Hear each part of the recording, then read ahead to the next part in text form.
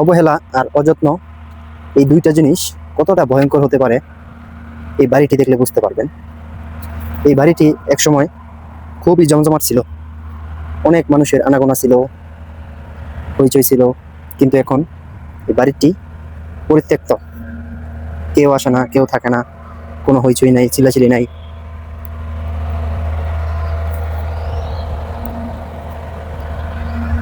এই বাড়িটি আসলে সৌদিয়ানদের।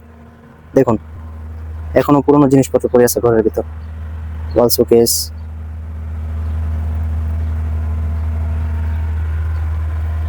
সিলিং গুলো খসে খসে পড়তেছে।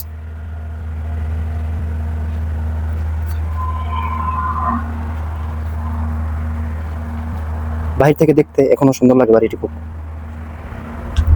কিন্তু রুমের ভিতর দেখলে বুঝতে পারবেন কতটা অবহেলায় এবং অযত্নে এরকম হয়েছে বাড়িটি। এই যে একটি আলমিরা আছে, আলমিরা এটাকে কি বলা হয়, আলমিরাই তো হয়তো।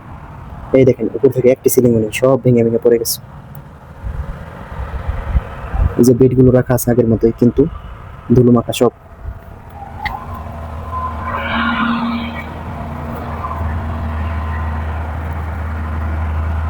এই বাড়িটি এখন হয়েছে কবুতরের আবাসস্থল।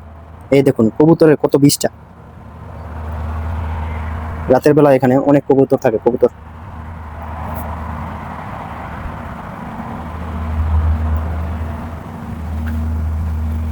এই দেখুন, এটা হলো ওয়াশরুম, বেসিং, সবকিছুই ঠিকঠাক ছিল এক সময়, কিন্তু এখন কোনো কিছুই ঠিক নেই।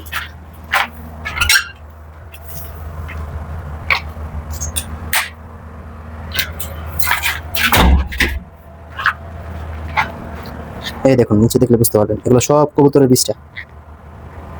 কত পরিমাণ পরিমাণ কবুতর থাকে এটার ভিতর।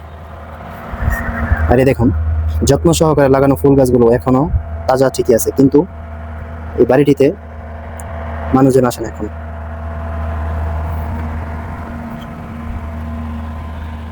ওই যে ওইটা ছিল গাড়ি পার্কিং করে রাখার জায়গা, সৌদিয়ানরা এসে এটা নিচে গাড়ি রাখতো, তাদের গাড়িগুলো পার্কিং করে রাখতো।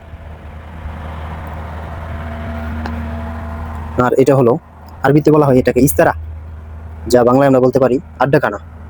মানে আত্মীয় স্বজন, বন্ধু বান্ধব অনেকে আসলে এখানে বসে আড্ডা দেওয়া হতো আর কি, এবং চা গাওয়া এইসব খাওয়া হতো। এই দেখুন, সোফাগুলো এখনো আগের মতোই আছে, কিন্তু উপরে জমে আছে অনেক অনেক ধুলো।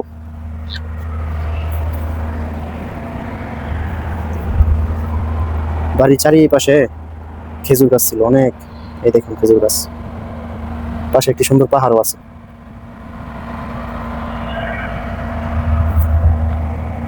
আমাদের বাংলাদেশে যদি এরকম একটি বাড়ি থাকতো, তাহলে মনে হয় এত অবহেলায় অযত্নে নষ্ট হতে দিত না কেউ।